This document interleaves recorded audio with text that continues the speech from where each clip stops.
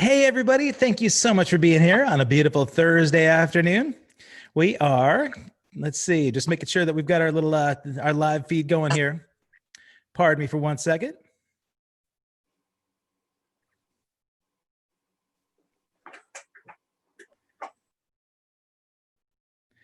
There we go. Excellent. I want to thank our beautiful sponsor, 5 Star Guitars, for being there for All Access Live from the very beginning. If you're not in the Portland area, you can go to www.5starguitars.com and check out not only their selection, but they've got repairs and lessons with amazing professionals like Jennifer Batten. So if you've got a big fat stimulus check sitting in your pocket and you're looking for a place to spend it, go find yourself a rockin' SG on 5starguitars.com and let them know that Kevin Rankin and All Access Live sent them your way. They'll be appreciative. My next guest could certainly partake in some of that because he's not only a phenomenal guitarist, but he's also one of my favorite bandmates that I've ever had. He's inspiring and informative and so sophisticated by looking at his studious bookshelf behind him. So my may you please welcome my dear friend, Greg Kirkelie. Thanks for being here, pal. Hey, nice to be here, Kev. Thanks for inviting me. Yeah, buddy. I always enjoy looking at the backdrops that people have. So we did a little staging, right? You turned it a little bit so we could see some artwork, and then we have we've got books that you pretended to read behind you, right? You got my library. You got the light show. I got my fish. This is my little music space that I got going. Is this downstairs? Yeah. Okay, yeah. It looks a little different than the last time I saw it, but you know, I was privy on the 4th of July to get to look at this huge monster pedal board that you've been putting together with all these great effects. And oh yeah, a lot of Llama fans, I think, are on our chat today, and they're going to be like interested to hear what you've added to. But cool. What I'd love to do, if you're cool with it, is when you and I started playing together, it was 1994, and between, I guess, just prior to that, you were playing in this band with a former guest, Scott Southworth, and we were talking a little bit about his cover gig, or the cover gig that you guys were in. That's right. But you're a Portlander. You've been around here forever, right? So you grew up here. Yeah. Were you playing in the music scene? I do know about a band prior to that too. Longtime stalwarts of the Portland area. You played with Here Comes Everybody for a long time. So yeah, Here Comes Everybody, 87, 88 is when I played with them. God, I wasn't even alive yet. No, it's not true. Well, we met in high school. Actually, we started playing together in high school. Before that, Michael and Renee from Here Comes Everybody. Yeah, we had a garage band. No kidding. And with Alan Hunter. He was in the band then too, in the the garage band before Here Comes Everybody. Yeah. Okay, right on. Alan, phenomenal bass player.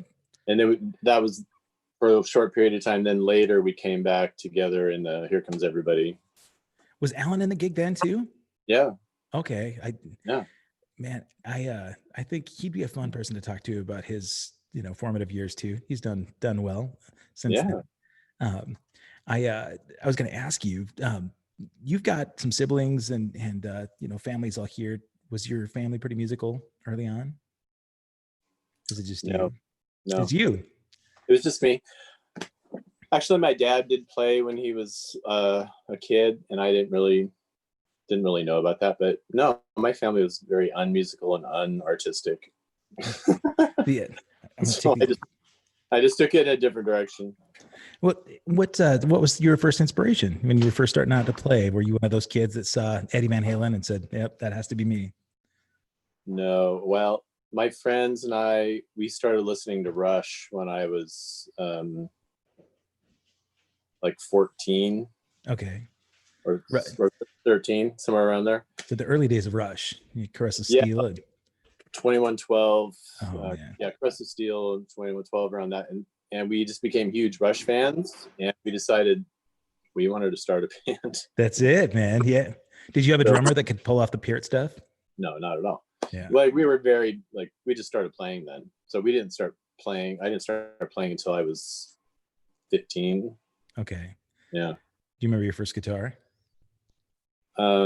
Well, at first I just played on my dad's old beat up acoustic that he had in the closet. Oh, nice. But pretended like it's electric so you could sit in front of the mirror and Yeah.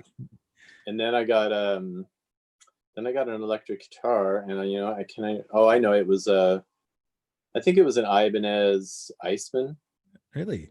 You've been an Ibanez guy a lot your life then. No, I had a couple Ibanez. Yeah. That Iceman's that kind of weird, like Paul Stanley, I think, had one. Oh my God. You didn't get it because of Paulson? No. It just looked cool. It just looked cool. Oh, that looks cool. I'll play that.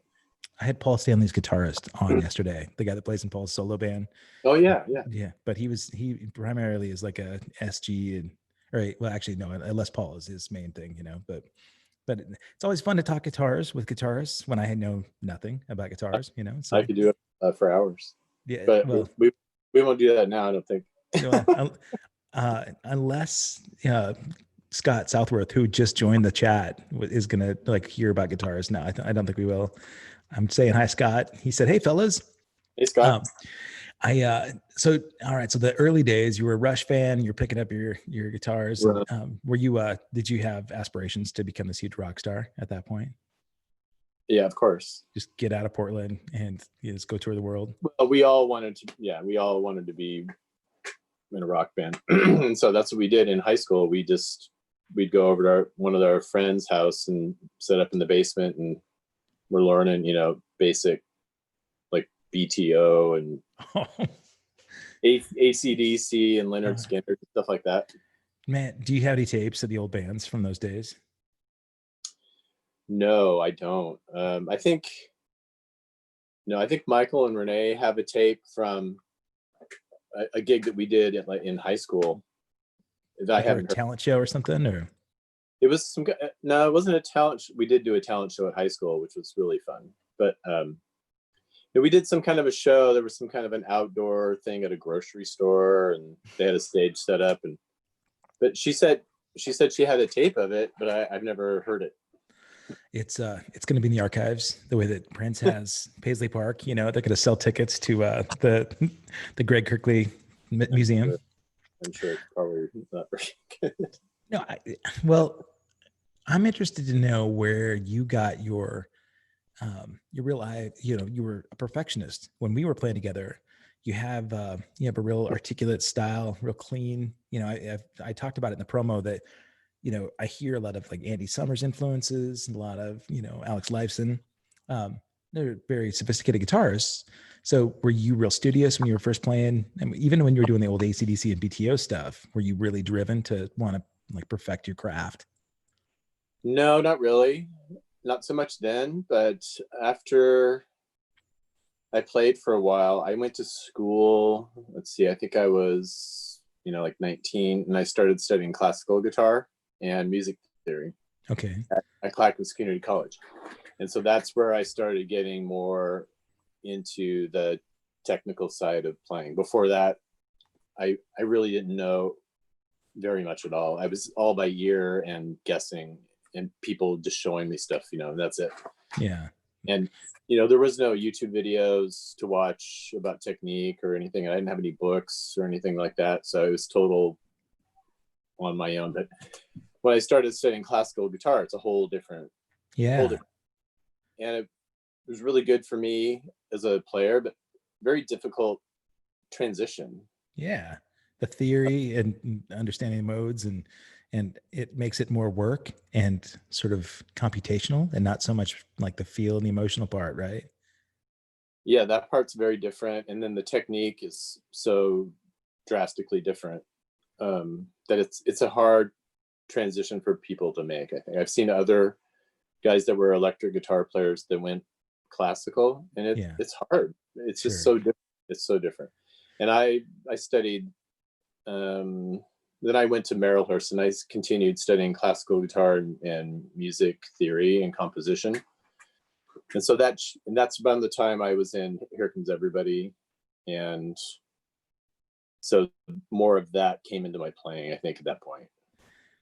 And Michael, Renee both seem real sort of driven towards making sophisticated music as well. You know, I mean, I can't imagine, even though sometimes, you know, they'll make it a little bit campy, it's always, I think, deliberate. You know, the music Oh is yeah. you know, it's and they've got, man, they have so many records out. It's crazy. But Yeah. when you guys put that band together, was there an idea to make a really unique sound where you were kind of trying to come up with your own original um, vibe? Because I can hear influences by artists in that band, right? I mean, I could hear Yeah. Zappa and Talking Heads, and you know, some other you know, more sort of sophisticated music.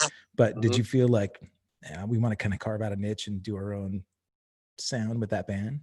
Yeah. Well, that was, I mean, that was their brainchild, and they started it in '86 or Okay, maybe before that. So they had Here Comes Everybody before I joined, and then so I joined them. So they pretty much had their idea of what they were, and okay, so I was adding my voice to that, and I basically followed, you know, what they were doing and tried to add what I did to it. And at the time, you know, it worked really well. In Portland at that time was there was a lot of funk happening in Portland, so you know we weren't funk, right. but we kind of added. I added a lot of that in my guitar playing, You but know, to everybody. did you feel like you had room to kind of bring, because I knew about the Alex Lifeson influence and the Andy Summers kind of vibe. Did you feel like you could contribute your own voice to the Here Comes Everybody thing and sort of meld it into your Yeah, own? yeah, they were very open to me doing what I did. I mean, they never told me what to do with it, and so they were really open with that. So um, that's where I kind of started getting my sound together. I mean, I didn't have a very extensive effects setup at that time. I mean, I had a chorus pedal and a compressor, and I think You're looking at your guitar, your pedal I board right there. Yeah.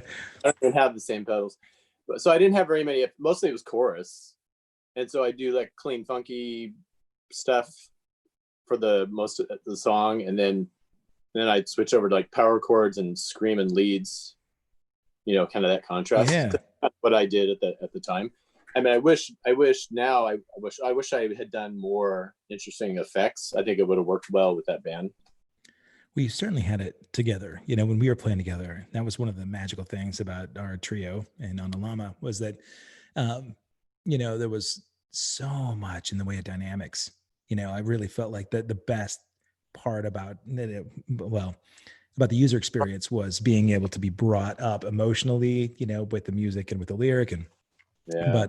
but your effects were such a huge part of that, you know, and not just your effects, but your approach to guitar, because you had all the, you know, the fundamentals, and you had the chops, and you could rip into those leads, but there was so much that built with sparse parts, you know. Hmm. So where do you think that came from? I mean, you had some stuff between, you know, obviously Here Comes Everybody and our band, but um, I've been trying to think about, since the 4th of July, I've been trying to figure out Hmm. where you're, what makes you so different, you know, from the other guitarists that I've played with. And so much of it is feeling, you know. And so where do you feel like that came from? That's not something you study in No. school. Well, okay. You threw a couple of questions at me. I did. Yeah. um, well, at the time on Llama stuff, at that time, music, it wasn't a lot about. I mean, the bombastic guitar stuff kind of went away. Right. More about emotion and right and feeling, conveying that in your music. So I tried to do that with my sound and how I approached it and the effects I would use and stuff that was different. So I didn't use my chorus pedal all the time, and I didn't do screaming leads very often. Even when I listen to the album, I think, "Why, I should have done more leads." Um, but at the time, you know, I was trying to go for feeling and texture, Mm-hmm. and like you said, dynamics. Yeah. That was pretty interesting to me at the time. It was kind of weird because I remember at the time thinking, I better not do any solos because I don't think anybody really wants to. I don't Well, think they want to hear that. well, guitarist did for sure. Right. Maybe they did. I mean, I don't. I don't just stick to what I want and just go with that all the time, you know, because I would just play leads all night long. But so I was definitely going for texture and dynamics and feelings with that. But I think for me, music has always, or what I do and my approach to music has always been about where it takes you emotionally, or you know, and if you maybe you look at me and you don't think, well, you're not a very emotional guy, but I mean, I don't know, my Vader shirt. Yeah, show off these are Greg Kirkley's 3 different expressions, right? So, there's more. There's 6 of them. Yeah. Oh, there's more. You know what? I'm going to touch on that because I'm going to cut you off being ADD today. One of the things that I've mentioned about a lot of guitarists is that you can tell by the look and the expression they have on their face what they're like in bed, or what the face is, their sex face is in bed. And so when you're playing your solos, it's always just going to look just like the Vader look, you know. It's going to be stoic. And I am. I mean, I heard that from people a lot. Like, well, you look like you're bored. You know? Right. You know, I'm not that expressive of a person usually. But on guitar, with your guitar. But so I express it, to me, you know, I express it that way. And I always want, whatever I'm writing or whatever I'm playing, I want you to experience that and have it take you somewhere, wherever that might be, or your interpretation of what it is, you know, or how it makes you feel. And in everything that I do, that's my goal. So I don't just do things just because for playing sake. Like, well, I can play, you know, these notes a lot faster, so why am I doing that? You think that comes with some maturation and wisdom too over time? Yeah, I mean, I went through that period, you know, when I was like 19 and I was a big Iron Maiden fan, but you know, that didn't last too long. Right. I can imagine you trying to play those leads on a Llama, and it may not have been the same experience. You know, we'll get into some on a Llama experiences in a minute, but I want to talk about that earlier phase. The band you had was Scott Southworth, and Doug was playing drums, right? And you had and Lee, So, and that was that the first opportunity where you had to just travel around the world and do some touring? Around the world, yeah. Okay. We did those DoD tours with that group, which was really, really fun. Yeah, I mean, Scott shared some fun stories. Do you have any experiences from those that you think stand out? Oh yeah, but I can't really talk about them. But I should probably. Mostly it was just really fun. I mean, to go to places that I'd never been before, to go to Greenland and playing music in Greenland. I mean, not very many people have done that. And it's really strange to tell people that. They kind of go, what? Right. There are people in Greenland that can actually, they have power. You can listen to music and above the Arctic Circle. Yep. Unbelievable. I saw the pictures. Scott shared a picture of you guys up there. Yeah. You had parkas and he had his cowboy hat on. Yeah. You know, in those days you were doing mostly covers, right? There were a few originals you guys were playing, or? I think then it was all covers. Was it? Okay. It's really cool in the chat right now. All those people from the past. Chrissy just jumped on. She's saying, "Hey, Greg." Chrissy. Chris Caffarella at that point. Now, Chrissy. Yeah. And she, she was taking photographs, and she was really, and Julie Jockums is on here as well, of course. So Julie and Chrissy were both early, huge supporters of the Greg Kirkelie fan club. I don't think On a Llama would have made it without those two, because they were always there. Even Julie before that, they were always there helping us promote what we're doing and selling T-shirts and CDs and bringing people to the shows. It was pretty amazing. The thankless stuff that most people don't get credit for. Chris and Julie just brought up the On a Llama cookies. Yeah, I think I still have some pictures of those On a Llama cookies, but yeah, the special touches that had, we had family support in a big way, right? I mean, all those friends were so much like family. Your early days too. Scott Southworth says he has a VHS of Resistance, your old band. So I have that too. Oh, do you? All right. So those will be promo video. We made a VHS tape. Yeah, it's pretty bad, but it's pretty fun. But I mean, then to do something like that was really hard to figure out how to do because it was pre-digital, Right. you know. And You so we know, had to find a man and an editor and all that stuff.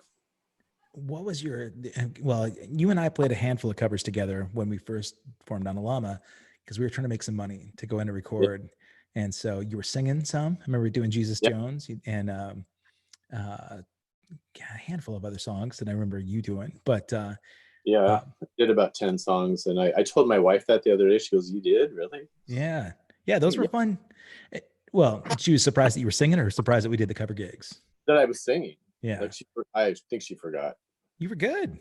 No, I was, I made it. Yeah. Well, The really stuff. do you remember the first time that we met? Well, let's see. I can't remember. I remember the first gig we did, but it wasn't long before the first gig, right? Yeah, like 24 hours. Yeah. Yeah. Yeah. Yeah. The first time I met you was at Mark's Hawthorne Pub. You were playing on Oh, Hawthorne in Portland. oh, Not yet as on a Llama, but it was you and Leah and Carrie on drums. Dave Rummans was opening for you doing an acoustic set. And oh, yeah. I came in there to see Dave, got there to see him, and Carrie was there collecting cover charge after I already paid. He tried to double charge me because he was looking for Yeah. extra money for booze. Yeah. And I remember watching Dave's set, and I was obviously, like loving my buddy's music and planning to be in a band with him. We were waiting for our bass player to move out from Montana. Oh, right. Yeah. And remember seeing Black of the Night when you guys did that. Oh, yeah. It was one of the early songs you guys were doing before on a Llama, before that band name. And I was so blown away by the energy that came out of this little tiny club and this little trio. And I remember just being floored. And then Dave said, "Hey, these guys were looking for a drummer for this show that they have in Seattle. They didn't want to bring the drummer up. I didn't know the details of why not, but Yeah. they said, he said, they wanted to know if you'd be up for it." And I said, "Oh my God, hell yes." He said, "Okay, well, get together with Greg because he's got like a set for you." And I said, I called you and said, "So when can I rehearse with you?" And he said, "Well, the gig's tomorrow. So just listen to the songs on the way up there." I remember I had 3 hours, man, to just like play this tape over and over again. And I showed up there with Jen's truck and both of my bass drums. And you said, Oh, yeah. you took my second bass drum and you just moved it aside. You said, "We won't be needing this." I was like, "Oh shit. Okay." Yeah. But we played in a Chinese restaurant that was like a heavy metal club. Yeah. Yeah. It was like a New Asia Kitchen or something like that was what it was called.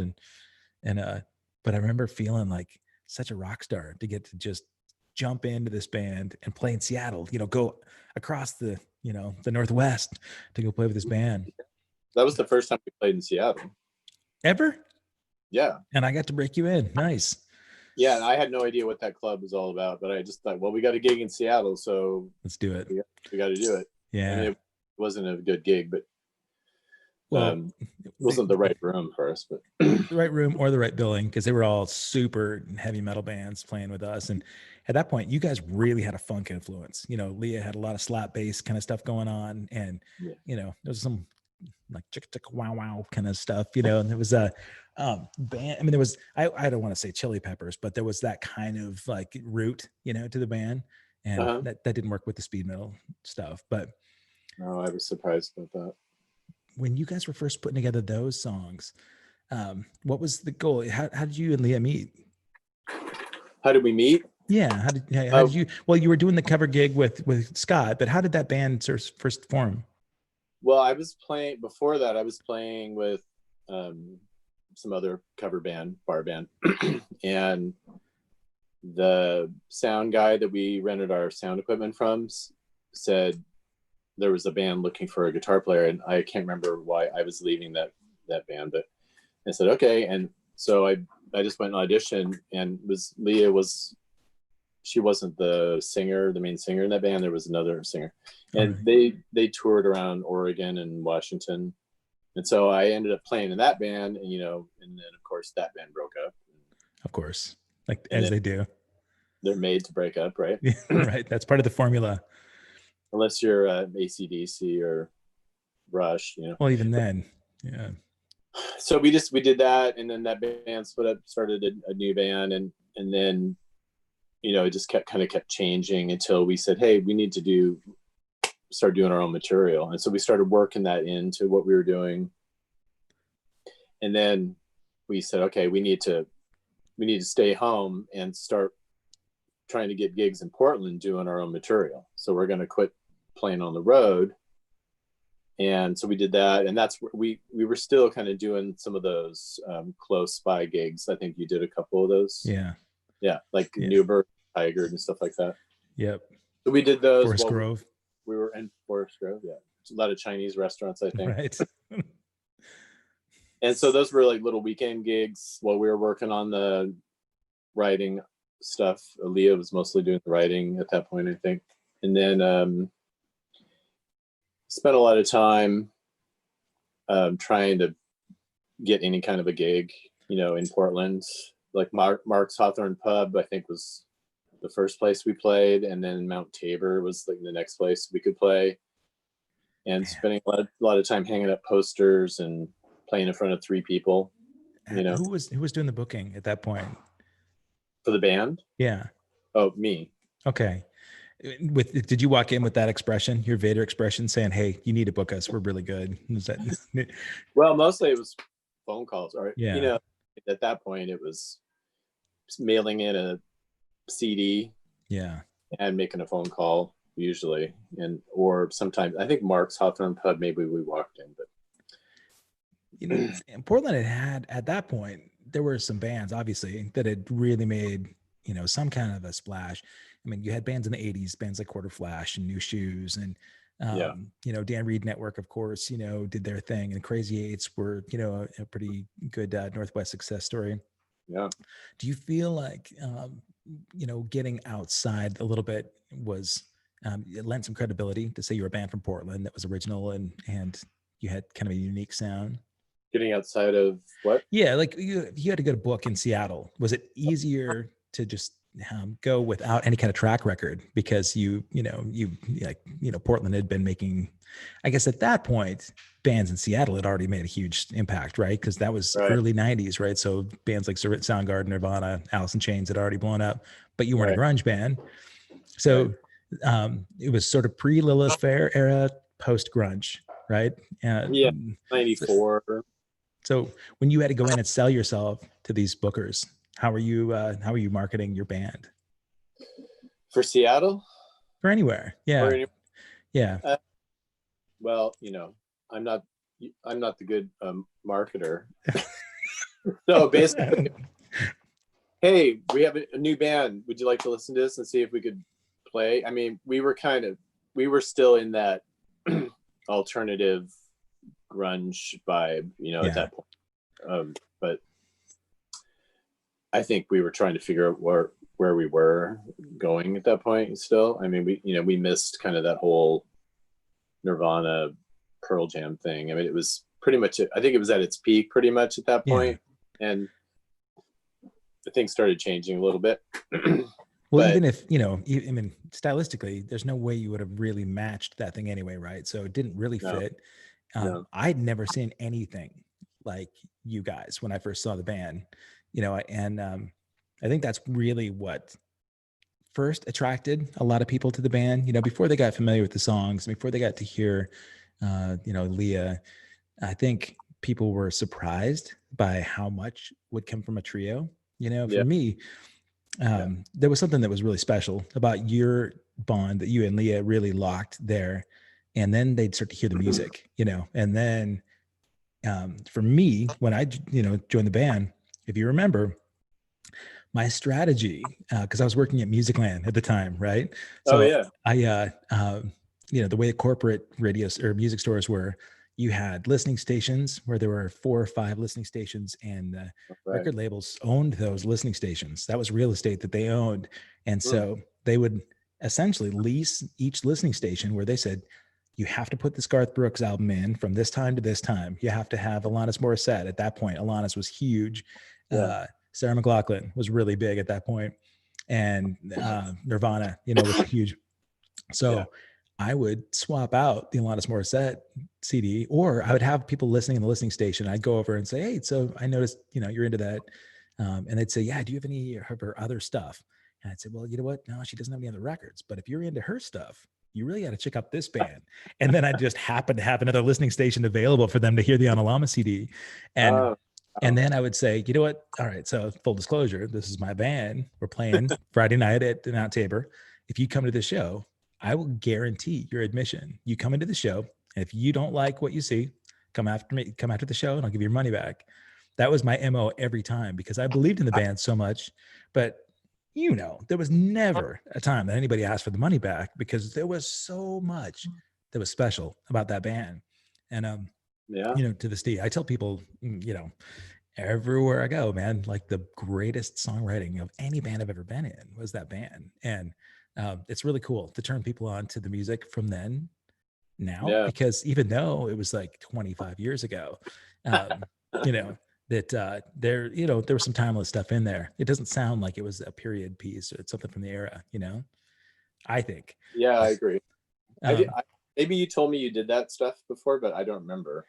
Oh man, you and Leah used to make fun of me a lot because I was guerrilla marketer. I was so hardcore, man. But it wasn't, you know, part of that is my personality, right? I mean, I do love to go Yeah. off and just but man, I just believed in it. You know, and the tricky thing was I came out with my friends right from Montana. I came out to be in a band with Dave Rummins and Luke Duran, and Luke hadn't moved here yet. So when you and I and Leah started playing together and doing all these shows, by the time Luke finally came out 6 months later, we were already in the studio doing the first record, Oh, and we'd wow. already done a ton of shows, and I was all in, you know. So Yeah. there was no way that I could, you know, Yeah. divulge or to give my time to two different bands and then work some silly day job, right? Right. Um, Right. so I left, and Merrill Hale ended up replacing me with the band with Dave and Luke. And Oh, Merrill is now, you know, one of my dearest friends, and it actually worked out great for all of us. But uh-huh. I remember so many times I saw that Michael Beach like chimed in on one of Julie's promotions about tonight's conversation because we would be at Denise's house all the time rehearsing, right? The just Yeah. endless rehearsals for that first record. And I Yeah. remember, you know, you'd come in with so many ideas and the sounds. And so, you know, we were thinking about those, you know, you talked about the emotion and the effects, the, the emotionally driven stuff. It wasn't like, well, I didn't get the sense that you were trying to emulate like the wrist slashing ballads or the heart wrenching Lilith Fair kind of vibe. I just felt like you were writing completely from the heart, as did Leah, you know, and that was it was vulnerable stuff, you know. I mean, you're really just like pouring it all out there for strangers to see, you know, and that's probably pretty uncomfortable for you, right? Because would you say that you're one to kind of hold your feelings in a little bit with Well, strangers? at the time, yes. Okay. I mean, I've changed a bit, quite a bit, I think, with that. But yeah, then I mean, I was pretty hard to get close to. Sure. For, you know, we don't want to get into my psychology, but Well, you can. It's up to you. All the fans want to know. yeah. I definitely, I mean, so like, you know, we were talking about, I'm expressing myself through, you know, what I do, you know, we created a vibe with the band, and each one of us contributed to making that vibe, you know, and you're right. I wasn't trying to copy what we heard. We didn't go, okay, let's try to sound like this band, or let's try to do this. Yeah. So yeah, I was just trying, like, hey, this sounds cool. Let's try this. And that's kind of risky territory, because a lot of times if people don't hear the same thing, you know, that they hear everywhere else, they think, well, they don't get it. Yeah. Unless it's groundbreaking stuff, you know. Right.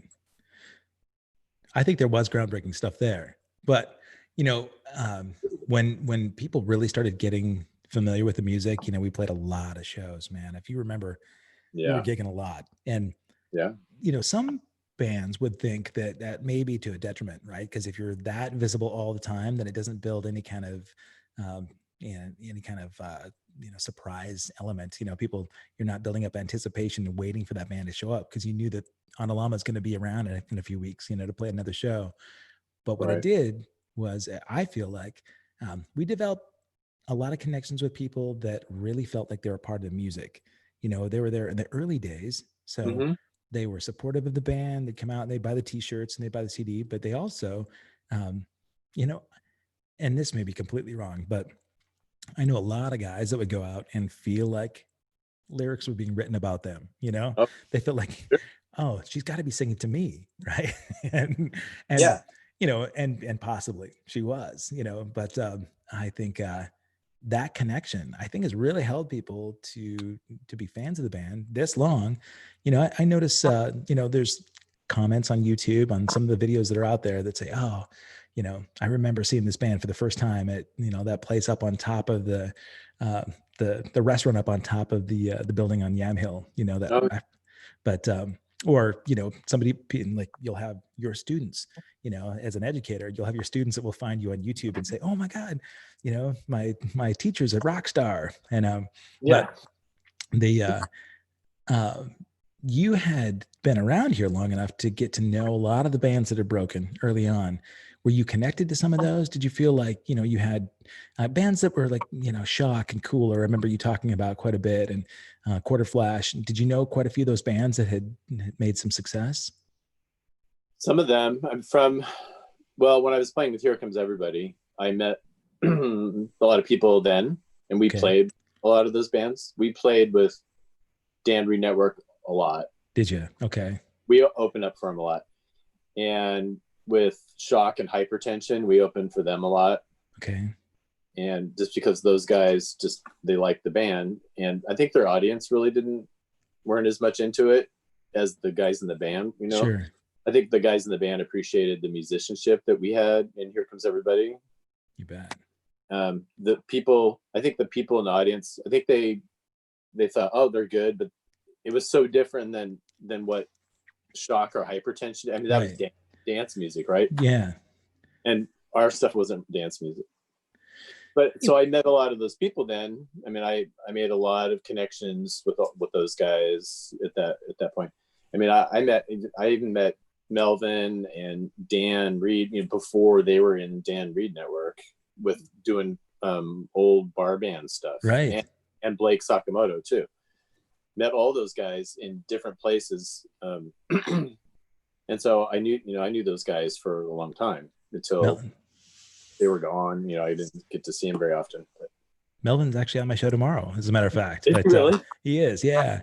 But I think about all these other bands. The bands that had success, they were so much different than a lot of the bands that were out there in the rest of the world that were making a splash. So it made Portland unique, and I didn't move to Portland to be part of that scene necessarily. I moved here from Montana because I felt like it was just an opportunity to get to a bigger pond, essentially, right? And to follow Dave. And but I wondered if in those connections you felt like, as your bands were evolving, like say on Llama, you felt like you could kind of lean on some of those relationships, in order to help the band grow success. Well, I think at that point we didn't really have a connection to those other bands. They just kind of all moved on. Because they were, Dan Reed had already gone out and done their big world tours, stuff. They were gone a lot. And then a lot of the bands that were new at that point that were big in Portland, I didn't know them. Everclear was taken off at that point. I remember yeah. And I don't remember I can't remember the other bands now, but I knew some of the other bands that were, not as popular, like around as popular as On a Llama was, but like the top popular bands, I didn't really know them. Okay. So we had a good connection with other bands that were doing kind of what we were doing, but I didn't really know any of those other people. Remember how there were so many bands from that era that were kind of, like you said, at our sort of level of, in terms of like fan appreciation or booking, and so a lot of times I remember playing a lot of shows with like Haymaker and Thrillbilly and Gravel Pit and Doris Days. I remember, a lot of those gigs that Right. and Goodness, was really making a splash up in Seattle. I remember doing some shows with Oh, Goodness. yeah. And Carrie Aker. Carrie and Leah really had a great pairing where there were two strong front women that had, like this presence and I felt like, good solid bands behind them. I do remember that they were negotiating sort of a record deal at the same time that we did, towards the end of my tenure there. And, Right. And it's almost like both bands were, just maybe a year or two out of, certain places that, if the stars had aligned right, then something different might have happened. But you've talked to an awful lot of like friends on this show that have said, yeah, if you put us 10 years before, you put us in a different city, the success would have been that much more. Do you feel like if Llama wasn't based in Portland, but maybe in LA or New York, where there was more of a commercial scene, there may have been more success? I don't know if different city. I mean, I think if we started a couple years earlier, maybe. Okay. Because at the time when we had the first record was out, and I think we were working on the second record, we had stuff for sale at locals only. Yeah. And I mean, record labels would call his music store and say, who should we be listening to? And he would always say Llama. I mean, he would say other bands too, but right. So I got calls from record labels. Yep. Hey, could you send us some stuff? And I said, sure. But at the time, it was not, maybe it was 97 at that point. Yep. I guess they didn't hear anything new. I don't know. Some of them maybe were looking for something different. The difference thing is personality wise too. We all had different personalities on stage. That was the one thing I remembered is Susan Silver, when she was interested in looking at us, and she had Eric Hoppy would bring us up for that showcase. And Eric and I had talked a bunch leading up to that. And I remember him sitting me down saying, let me be straight with you. There are 3 distinctly different personalities on stage right now. You got the happy-go-lucky, your smiley drummer, and Leah's up there just like pouring your heart out, and almost making people's hearts tear as, her emotions were so strong. And then Greg, stoic, stone-faced, like at that particular show, I remember you turned around and you were looking at your amp and he goes, what's the deal with Greg turning his back? And I said, he's really shy, and he said, a lot of labels are not going to see 3 personalities and feel like they could stand behind that because there wasn't a unified front. And, it's funny now to think about that. I was so defensive at that point when he said it. I was really bummed because we all contributed to our hearts. But I remember thinking, is that true? I mean, why would he tell me that? But those personality things really came out when I digitized a little bit of that the show that we went to prison.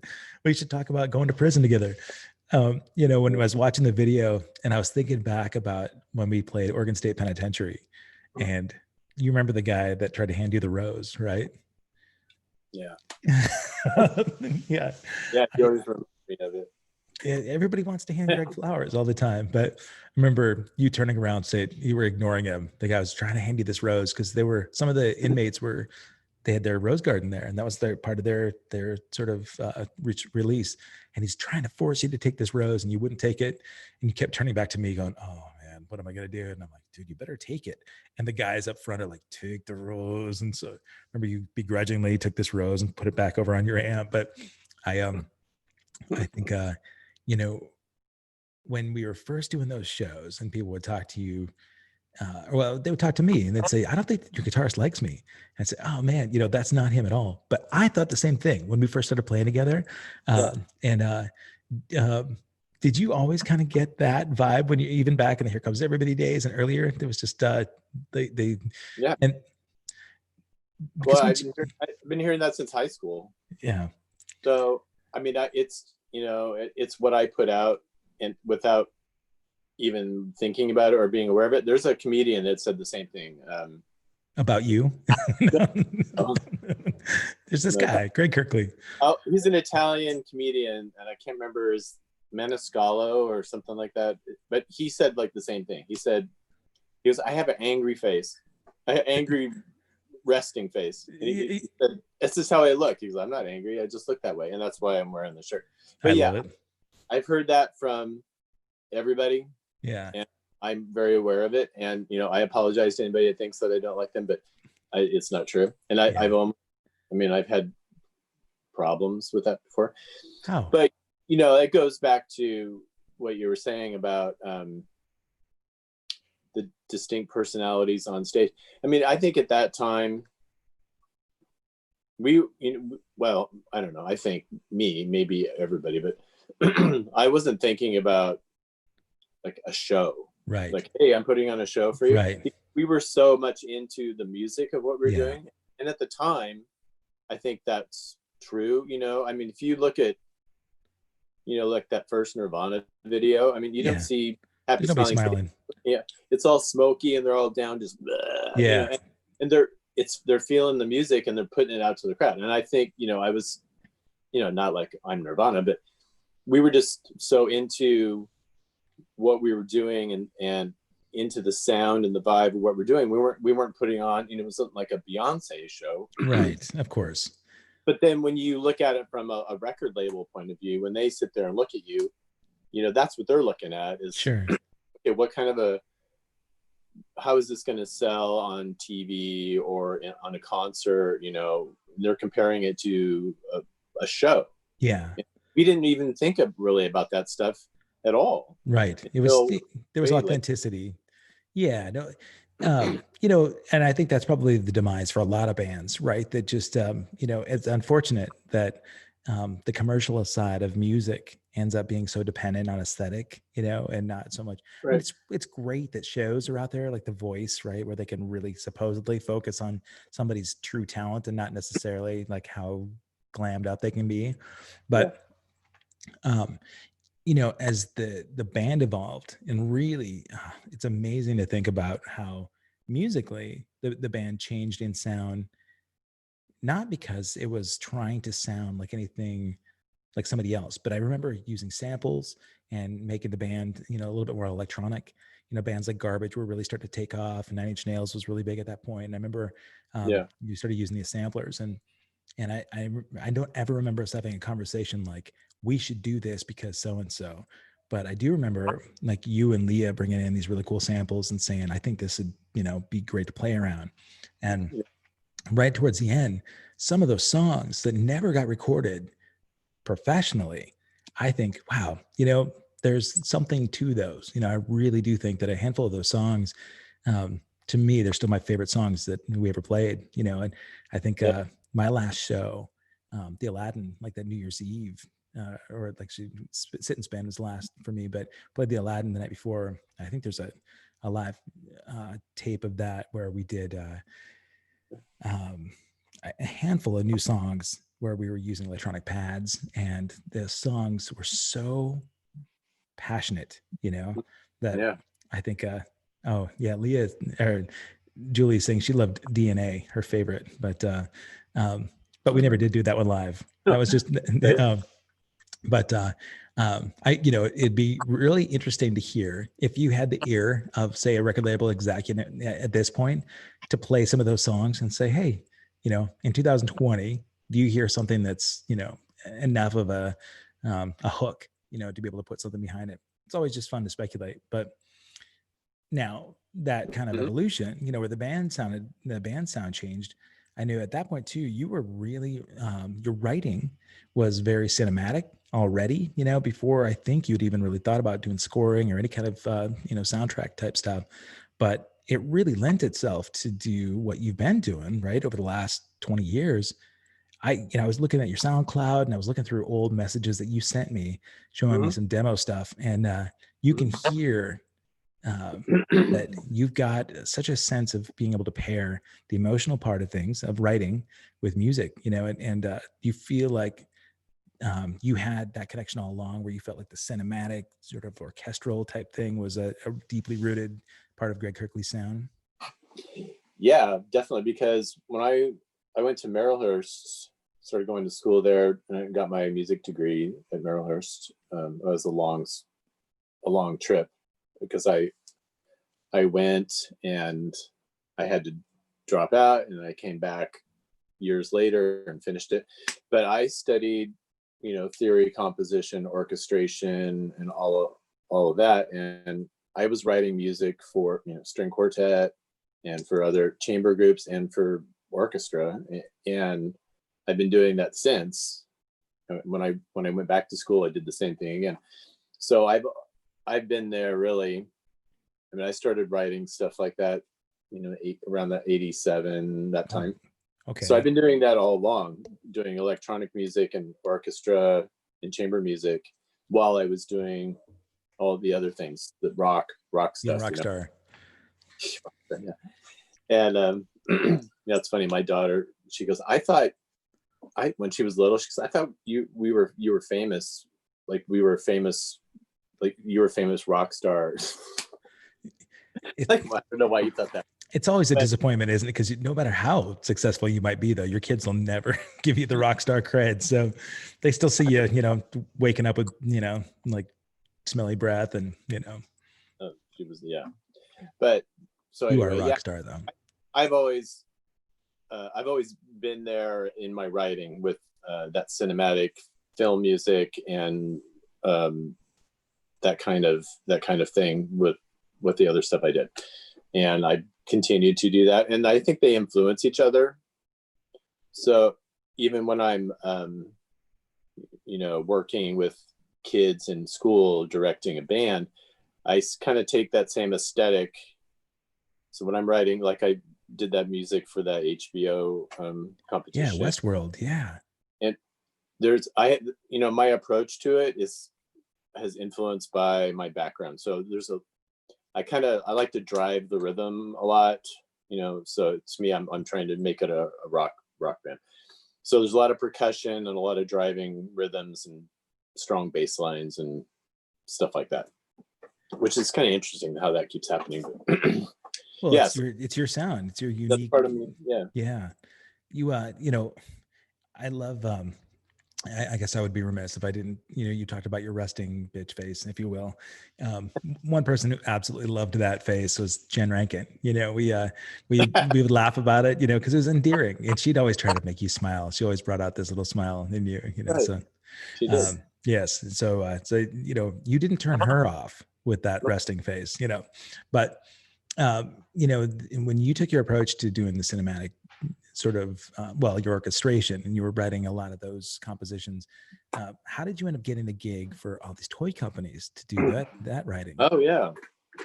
I just sent you that video today. Yeah. Didn't I? Right? I just put those together for the first time. I was going to put those on my YouTube channel, but, through on Llama, through our sound tech, Shira. Yeah. Fantastic, awesome, incredible sound tech, Shira. Yes. In fact, we ran into her at the grocery store a couple times. It was just funny. Did you? Yeah, with her and her mom. But she knew somebody from California, that she's from California, that was a manager.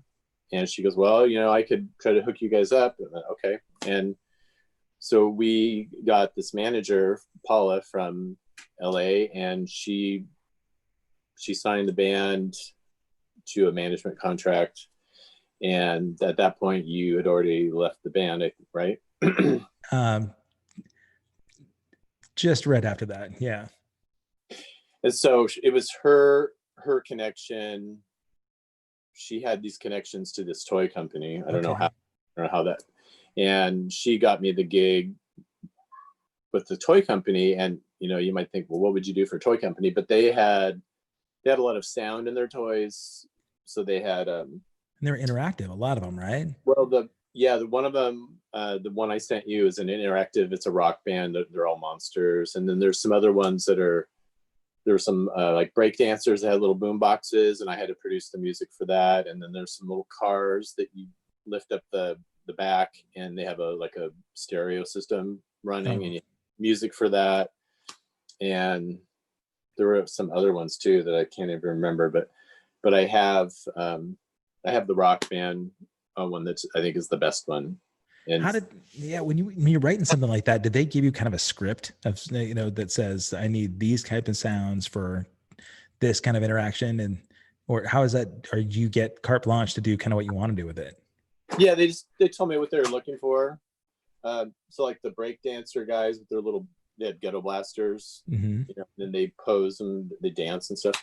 And they said, well, we want like an urban hip hop kind of a feel. Okay.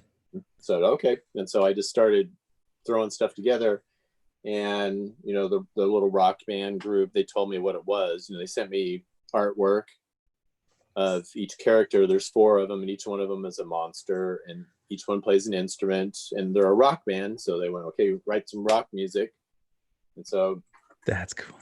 started working on ideas and sent them, you know, what I did, and they say, oh yeah, I like this, or I don't like this, and oh yeah, there was another set of it was like a dolls that would sing pop songs.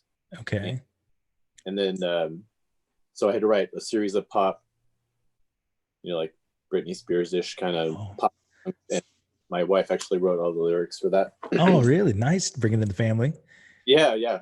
And so that was a whole totally different experience and really fun. Yeah. And probably lucrative too, right? I mean, there was a budget at least for something. Yeah. Julie Jocham says she's got 3 of the Manic Bunnies and a few Christmas Bears. So you did some bunny music as well? Or? No, I don't. No, that was. I think that was something else. I think that was something that Brittany did. Okay. She did the voice for some toys or something. I think. Okay. But that was different. It was something different. Okay. And with the connection you got with the toy company, is that what lent opportunities for things like the soundtrack?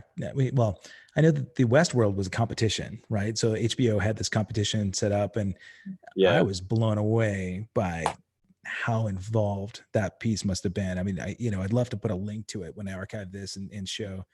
You know, it just there was. I'm going to see if I could find that here. There was so much. How long did it take you to put together that competition? Yeah, you know, I worked on that for quite a while. Maybe 3 weeks on and off, because I really wanted to take my time and then make changes and work on it some more and then let it sit and then make changes. So if I was writing it for the actual show, I would have to have done it probably a lot faster than that. Well, I know that usually, timelines are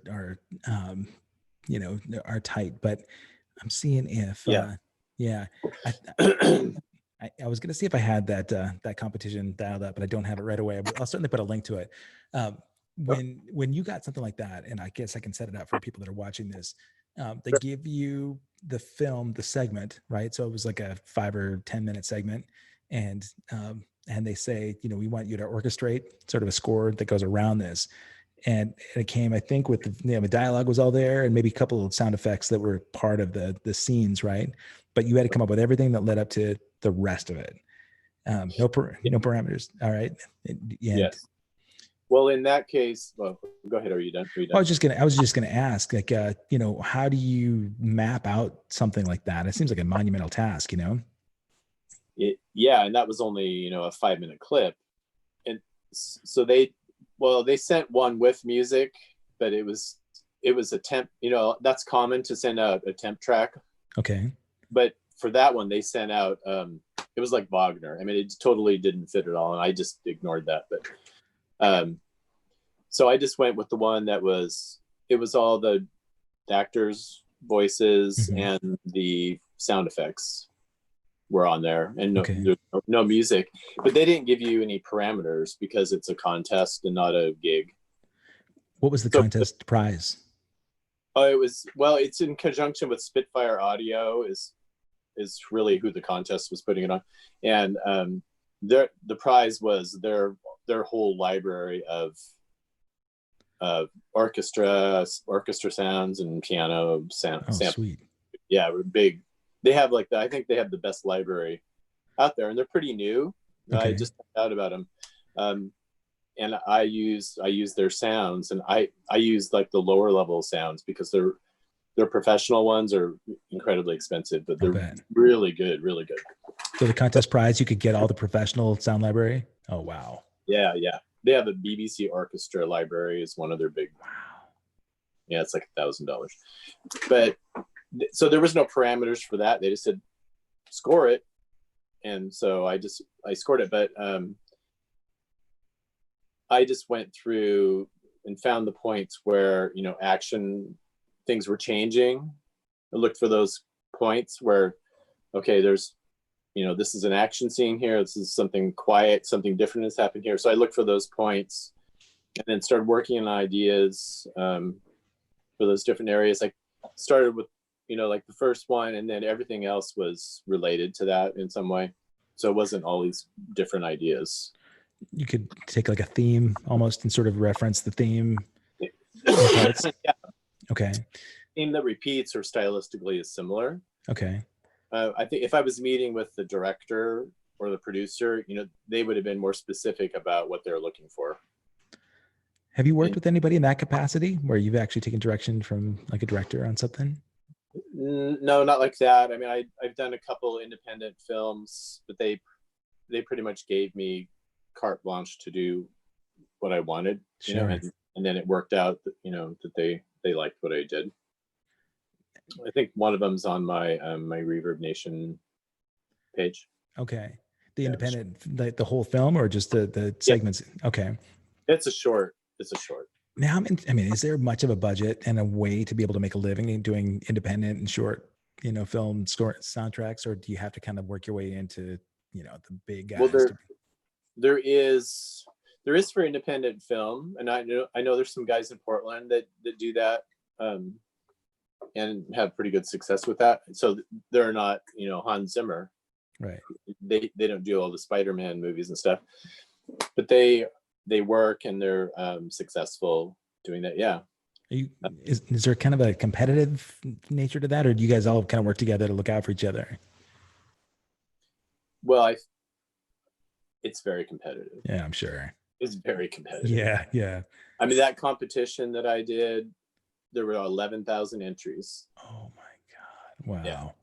There's a lot of people that are really good at it, you know? Sure. So it's very competitive, and a lot of it is, you know, like being at the right place at the right time, who, you know, just like, you know, on a Llama stuff, you know, our sound tech happened to know a manager from California and we connected that way.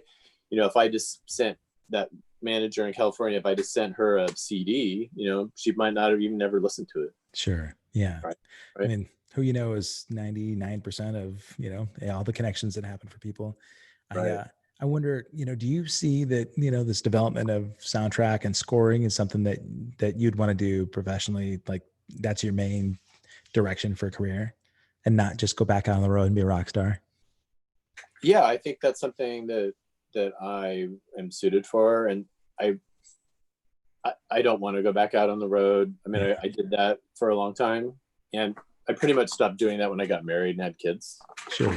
And just because I just wanted to be home, I didn't want to be, you know, like that Journey song. Right. Being a part ain't easy on this love affair. Yeah, I just didn't want to do that. I mean, I probably could have done that. I had connections with, you know, like Stewart had connections where I probably hooked up with somebody and taken off on the road. And I didn't want to be absent from my wife and kids. Sure. So I've been working on, you know, trying to do things like that, and music library work is something I've also been working on.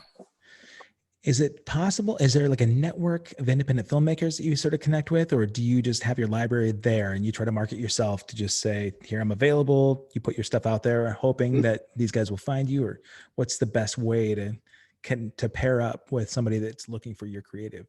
Do you mean the music library stuff? Yeah. So if you're, you know, because you've got a pretty wide, diverse soundscape in all of the stuff that I've heard on SoundCloud and Reverb Nation. You know, you've got rock stuff and orchestral stuff and jazz and, you know, classical. And so, you know, I would imagine that a filmmaker might say, I'm looking for this particular style. I could see that this composer has all, you know, a wide arrangement that he's got at his capabilities. So do you put that out there, you know, as sort of a calling card and say, this is what I do, and then market yourself as a brand? Or do you sort of market towards specific groups of filmmakers and say, you know, put the word out, I've got this, you know, I don't know that world well enough to know, how to navigate to try and pair up to get work that way. Well, I don't either. I mean, it's a very closed group. I mean, Okay. I've reached out to people before, but it's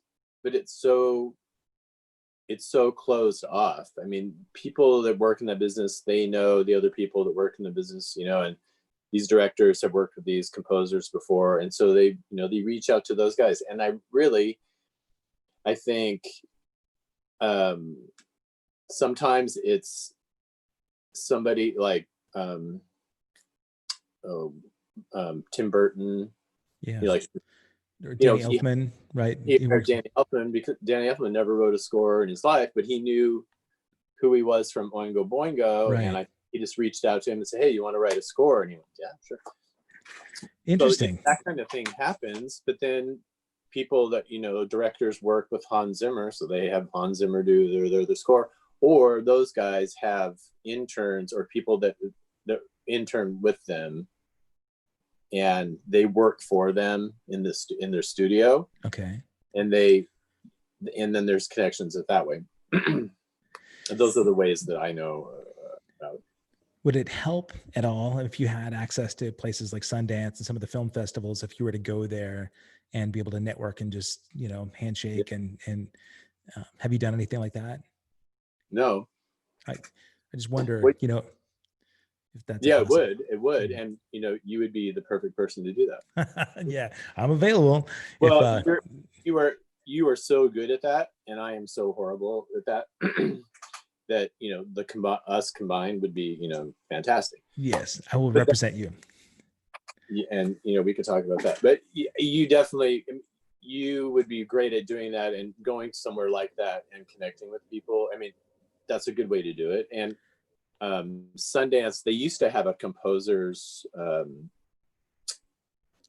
can't remember what they called it. Like a symposium or something? Yeah, it was like a summer session where you could go there and study film composing, basically. Really? Okay. You Probably had to really expensive. Probably, and you had to audition for it, and I was all into that. Oh yeah, I'm going to do that. And then they canceled that. Really? They don't do that anymore. But the festival, you know, that's all those independent filmmakers would be great people to connect to. Really? Sure. Yeah. You know, a friend of mine here, Anthony Gaynor, was doing a lot of, you know, just commercial spots. And then he's in Austin now. We talked, or Dallas, I'm sorry, he's in Dallas, Texas. We talked a few weeks ago. He had just done some shorts and really, you know, put together most of the material for the film. And his big thing was fundraisers, you know, like venture capitalists that, you know, believe in your project. And so I would think if there are venture capitalists that have money and they believe in the film and there's a budget there, you know, it seems like those kind of guys are also people to, you know, try to get the ear of. An old student of mine in town, amazing drummer, Ryan Anderson, at 12, when he came to me, he was, his chops were way better than mine. And he got into Berkeley at 15 and really wanted to go after music as a career. Wow. We're going to be talking on the show here in a few weeks. When he graduated Berkeley, he got a job doing music for video games for Sony, actually, but he was essentially an intern. So he spent a year working for mostly nothing on one of the biggest productions of the year, God of War. I guess, you know, sold like $1 billion or something on this video game for PlayStation. And yeah, I think he was scraping, eating ramen, you know, living in this tiny, dingy apartment in Santa Monica. And it burned him out. You know, he just, he did a year of it. And then he decided, I'm just going to go, you know, and try and do, you know, songwriting and that kind of thing, working in the studio and engineering and not so much into that corporate world of composition. But I think there's probably, you know, there's, as you know, you're an artist, right? So my dad is a printmaker and a painter and a sculptor, and the last thing that he wants to think about is marketing his art. You know, he can create and he can express himself on canvas from his heart to the canvas through a brush. And you're kind of that way, you know, both on, you know, I really hear it in your guitar playing. You know, when we saw each other again on the 4th of July and you were just playing for me, I get goosebumps. I've never heard a guitarist that plays the way you do. And, you know, I meant it when I said, I can't wait to play with you again. In a way, it's kind of intimidating because I haven't been able to create expressively the way that we used to. You know, Right. most of the bands that I've been in are very structured, you know, and my job is that there's a role there that, Right. you know, the days of sort of, you know, ad-libbing and being spontaneous and, those, it hasn't happened for me. So I'd love for us to be able to sit down and create together without having some preconceived idea, you know, because I don't know that I could like convey my spirit on drums anymore the way that I used to with you, but I Really? hope that we can. Yeah. Well, you I know, think it just, good. you know, I would just think, you know, you know, we just gotta like let it happen. You know, it needs to be me making it happen just to get together. You know, and we have to do it with masks and try and, you know, be socially distant a little bit. But Sure, I'm available. when when you've got, you know, I guess if money was no object, if you had just you know, sky's the limit, you hit the lottery, what do you see your music career looking like? Do you see, or just in terms of what you develop and spend your time doing, would you be able to just really focus on just all scoring and composition? Well, maybe not all, but I mean, when I come to my little studio and write music, and that's where I am in my element, and I feel like the, I'm being myself, the most genuine me, and Yeah. this is my little happy place. And so I would do it all day long, you know, and I mean, I do it all the time for free, you know, Yeah. now. Right. I do it all day long, but you know, 'cause usually I get the kids banging on the door and they want something. Oh, All right, damn kids. I gotta go make dinner or something. Yeah. But yeah, this is my creative environment. So I mean, my guitars, you know, I got all these guitars over here, so I can't ignore them either. So I'm doing my orchestra things or electronic stuff, or I'm doing guitar, um, doing a lot of this solo guitar stuff. That's kind of a new thing for me, where I'm built in my pedal board around that. And yeah, so I would do this all day. So Up what we to. need to we need everybody that's watching to go out and buy Greg a lottery ticket, right? So that he can just do that. Just one lottery ticket, you know, spend $1. Well, you know, I mean, writing music or recording music is great. It's incredible, and you know, I have a computer that I can do it on now, which is so much better than, you know, like when Llama first started. I Yeah. mean, you know, Leah had this little 4-track cassette deck that we had to like record things on. It was just, it's so much better now. I mean, it can do so much now. But with Yeah. all that, you still want to put it out there into the world and have people respond to it and say, Right. they can give you feedback on it and tell you how much they liked it or how it made them feel. Yeah. So that, you know, that part I'm kind of missing, that part.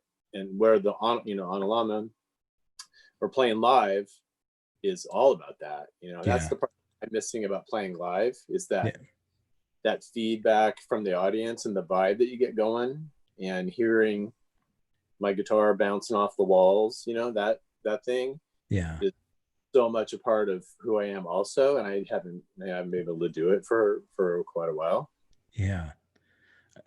Well, I don't know that any lottery tickets are going to fix that part right now. We need to get you out there so you can hear your guitar bouncing off walls, but we have to get a vaccine first, you know? So I, Yeah. uh, I would love to be part of that with you, you know, just to be able to play music with you again. You definitely have a gift that very few people have, you know, and the ability to articulate what goes on in your spirit, bring it out through your music is it's a really special thing. I I think that people should at least weigh in on your Reverb Nation, your SoundCloud page. Which would you prefer that people find you on so that I could point people your way? Oh, well, Reverb Nation's pretty old stuff, but SoundCloud, I have old SoundCloud ones that I don't use anymore, but there's 2 SoundCloud accounts that I I have stuff on. One of them is all guitar stuff, and then the other one is compositions of different kinds. Okay. So this is your guitar stuff. I think right here I'm sharing, right? The Greg Yeah. Kirkelie guitarist. All right. So they can find you at soundcloud.com/Greg-Kirkelie-new. That's me. And, all right. So they can follow you there. And then what is the other? The other one is, it says Greg Kirkelie composer. I think. Okay. Yeah, that Yeah. no keyboard on it is the other one. Okay. Yeah, Greg composer. I'm going to turn this volume down just a little bit. Share it so that I can hear that. All right. That's pretty loud.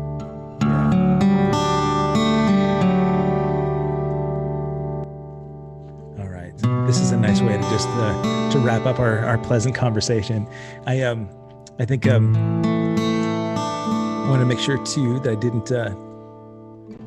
didn't miss the chat here. So the folks that are wanting to find you, we can find you on Greg Kirkelie guitarist and Greg Kirkelie composer on SoundCloud. And are you on any other social media accounts? Yeah, I'm on YouTube. On YouTube. Okay. Yeah. So I'll have links to all three of those, and make sure that people find you. If anybody out there is a burgeoning filmmaker and you want to find amazing music for your soundtrack projects, hit up Greg Kirkelie. We need to have that. And Greg Kirkelie, I miss you. I miss the hang, my friend. You know. Hey, I miss hanging with you too, man. We haven't played together in a long time. It's been I guess 1998. Other than a talent show here and there for your son, John, playing quite a bit this summer. Yeah, not as much as he should be because he got a really nice new drum set, but yeah, he's getting pretty good. It's neat to see, man. Yeah, you have a built-in drum, built-in rhythm section at home. Does Lillian play? No, she's an artist, really. Yeah, that's her painting in the background, right? Yeah, she did that guitar. Fantastic. Yeah, we've got the trilogy. We've got Picasso, we've got Greg Kirkelie, and we've got Lillian Kirkelie. Yeah, that's all you need. Well, listen, my friend, I really appreciate hanging, and it's been so fun to just catch up. I guess we can do this virtually until we get to hang out in person and not infect each other. So yeah, it was fun to reminisce, find out a little more about Greg Kirkelie history. If you want to come in tomorrow and chime in on chat, and you can tell all the Melvin Brannon stories about pre-Dan Reed Network days. I might do that. You should. Dave Abersees is going to be on as well. He's going to join. So because he and Melvin did the Stevie Salas Color Code project after his Pearl Jam days. So wow. Yeah. So Dave's going to chime in. I think he's 14 hours ahead in Thailand or Indonesia right now. So wow. Yeah, it'll be fun. But in the meantime, folks, thank you for hanging out with us. Enjoy your afternoon. Be good to each other. And we'll be back tomorrow, Friday, for All Access Live with Melvin Brannon and Dave Abersees. You guys have a beautiful day. Thanks again, Greg. Give my best to your family, will you? All right. Thanks, Kev. All right. Thank you, pal. I love you, man. Take care. All right. You